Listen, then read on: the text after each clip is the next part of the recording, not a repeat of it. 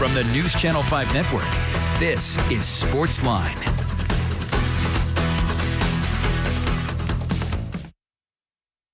Welcome to SportsLine here on News Channel 5 Plus. I'm Jon Burton with you on a Monday, filling in for Steve Lehman, who's enjoying a well-deserved holiday weekend off.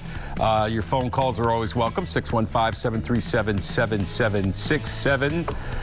Plenty to talk about, obviously, in the world of sports. The Titans coming off their mini bye week. They'll be back in action this Sunday when they host the Cincinnati Bengals in a very big AFC matchup for both teams. The Titans, of course, coming off that huge win in Green Bay last Thursday night on Thursday Night Football in Lambeau Field. They're 7-3 at the moment. Of course, they're tied for the second best record in the AFC. Of course, the Kansas City Chiefs sitting on top at 8-2. And don't forget, the Chiefs have the head-to-head tiebreaker over the Titans. So if it were to come down to that, if they were to finish tied record-wise, it would be the Chiefs getting the nod, of course. And there are teams like the Buffalo Bills still in the mix, the Baltimore Ravens, who have started to get hot of late, the Cincinnati Bengals, who we just spoke about. So still with 7 games to go, a lot of work for the Titans to do if they want to improve their positioning in the AFC. Right now, they are the 3 seed. It's the Kansas City Chiefs at 1, the Miami Dolphins, a surprise team, at 2, and the Titans at 3. But again, a lot of football left to play, a lot of positioning still to be determined with the AFC. Of course, the Bills and the Dolphins fighting for the AFC East title. So obviously the loser of that would be a wild card. The winner would get a home playoff game. But it looks like for now the Kansas City Chiefs, the road to the AFC playoffs could go through Kansas City. It's certainly a tough place to play for anybody. So we'll see what the Titans do this week. They were off today. They're back to practice tomorrow and Wednesday. Head coach Mike Vrabel giving his team Thanksgiving off. He says he wants his players to spend time with their families, and then they're right back at it on Friday as they get ready for the Cincinnati Bengals. So pretty good schedule for the Titans coming off their mini bye week, again, after the win in Green Bay over the Packers. It's our first opportunity for you to react to that game and the Titans season so far. So you can give us a call, 615-737-7767. Just a couple of minutes, we're going to hear some of Mike Vrabel's comments from this past Friday, talking about the win over Green Bay. And, of course, the 800-pound elephant in the room, the DUI arrest of his offensive coordinator, Todd Downing. That happened early Friday morning once they got home from Green Bay. He was speeding. That's why he was pulled over, and he was taken in under suspicion of DUI. He's since been released. It is not known yet what his status with the team is currently or will be going forward. Will he be suspended? Will he work the game and call plays this Sunday against the Bengals? All of that we don't know. Again, head coach Mike Vrabel scheduled to speak again to the media tomorrow, late tomorrow morning, so we should get some answers then. And then, of course, over the weekend, Tennessee's dreams of making the college football playoff and having a chance to win a national championship, their first since 1998, came crashing down in Columbia, South Carolina Saturday night as they lose to South Carolina 63-38 in a game and an outcome nobody saw coming. The Vols defense had no answer for the Gamecocks offense, who scored, I believe, on every possession they had in the first half of the game.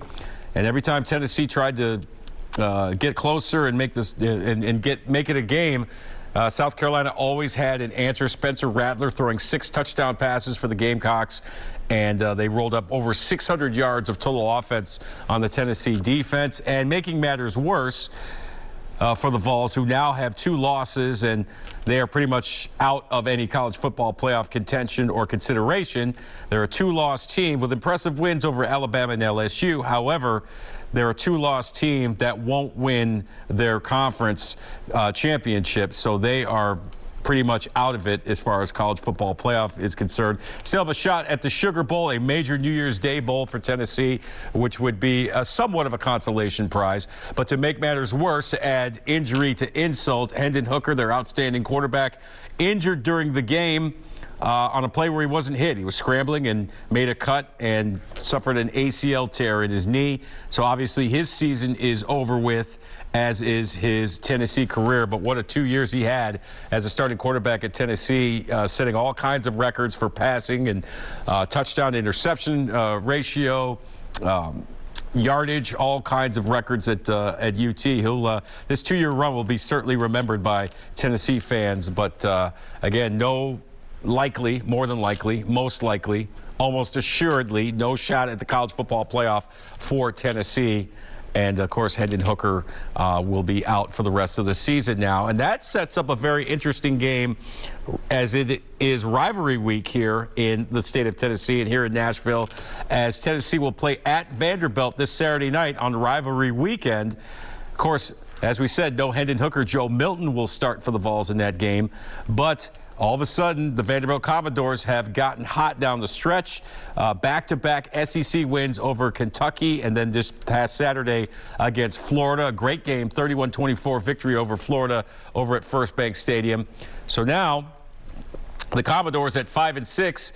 If they win, if they can pull the upset over Tennessee Saturday night, they would become bowl eligible in only Clark Lee's second year. And you look at the way this season started, a couple of wins and then a really bad stretch in the middle of the season with some tough losses.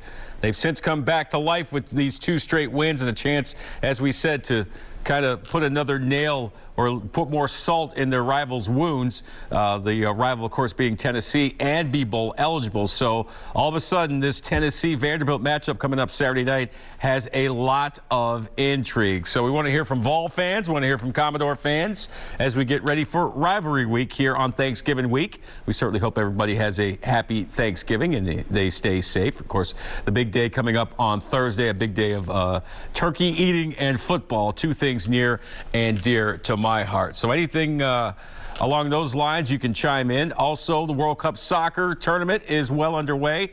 The United States with a 1-1 draw earlier today in Qatar with Wales.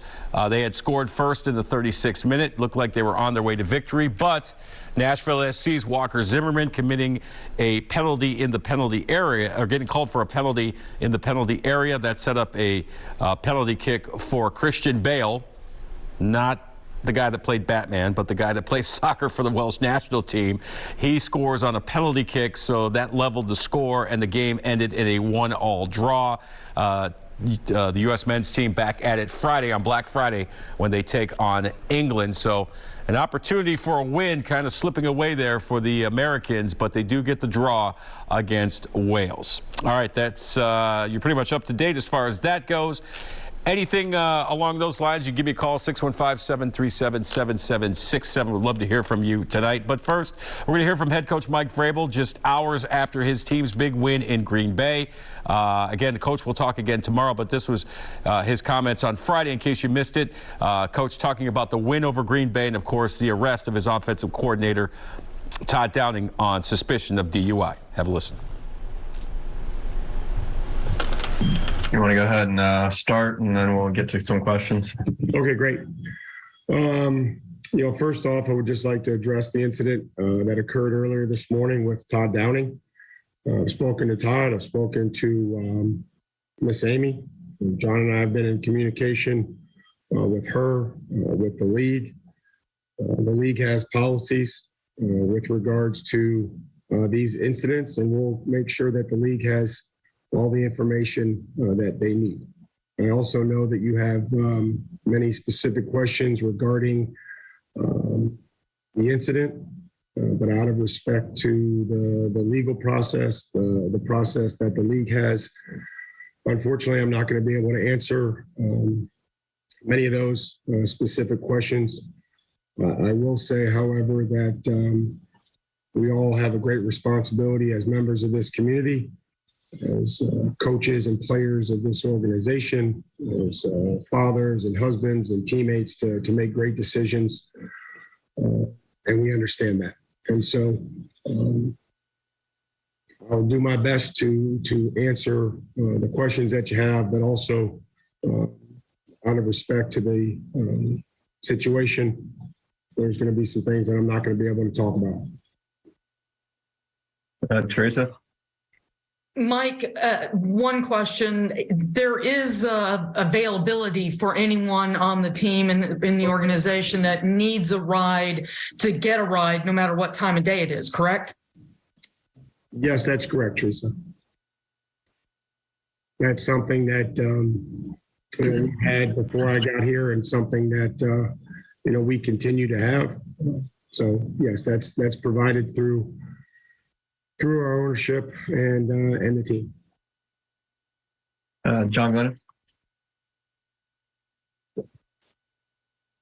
Yeah, Mike, I know that you're somewhat limited in what you can say, but does the team or do you have any policy or plans in terms of discipline for Todd Downing, or is that strictly an NFL situation? I think that we're working through all of that right now in our conversations that John and I have had. Also between us, our president Burke, and I don't think that we're ready to comment on that, on what that may look like. Again, just remind everybody that the decisions that we have to make have to be great ones, and we'll continue to have conversations with the league, and then also internally. Terry. Mike, don't know how much you can comment regarding this either, but with it being a legal matter, do you have to does the league policy usually let the legal matter run its course before they institute any form of discipline? Terry, I can't tell you that that's always been the case. I'm not very confident on that either way. I'm not sure how the league goes about that. We'll just comply with whatever that they ask us to do, and then we'll make a decision and figure out what's next. Corey. Hey, Mike, two things. You said you spoke to Todd. Number one, how is he? And number two, can you offer some clarity on what those league policies are? Well, I have spoken to Todd. The league policies are that we're making sure that we're responsible and that we're making great decisions. And we'll continue to work through the league with our actions and our behavior. But the conversation between Todd and I is just like the rest of it with our staff and our players. Will remain with me. And I'll keep those between Todd and I. Joe. Coach, have you already talked to the team yet? And if not, how do you plan on addressing this with the rest of the team, especially with them kind of taking a break now before you guys regroup before Tuesday? Yeah, I mean, there's certain, players that, I reach out to after the game. Our players are off. And I'll make sure that it gets addressed when we get back in here. Still a lot of things that we're working through. And I know that, Joe, you spent a lot of time around us, so have a lot of you guys. And, we'll try to, we'll address it and we'll provide support where support is needed. And, we'll make sure that, just as always, that if there's something that needs to be held accountable, we'll make sure that that person's held accountable. But we'll address it. Obviously, just haven't had a chance really to get the team together, and it's just the timing of it.